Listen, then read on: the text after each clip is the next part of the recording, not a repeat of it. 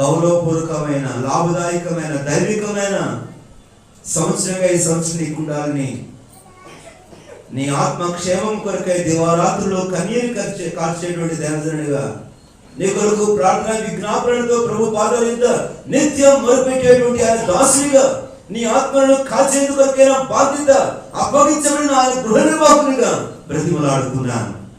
I'm your steward. నేను నీ గృహ నిర్వాహకుడను. నీ ఆత్మకు నేను బాధ్యుడను. నీ ఆత్మకు నేను లెక్క చెప్పవలసిన వాడను. నాకు అప్పగించబడిన ప్రతి ఆత్మను దేవుని సంపూర్ణంగా చేసేందుకు కొరకై నియమించబడిన వాడను, పిలువబడిన వాడను కనుక ఆ ప్రేమ బాధ్యతతోనే ఈ కొరడా చూపిస్తున్నాను, హెచ్చరిక చేస్తున్నాను. ఇక గతించిన కాలమే చాలు. ద్వితీయోపదేశకాండంలో వాక్యం ఉంటాడు కదా, మీరి మన్యము చుట్టూ తిరిగిన కాలం ఇక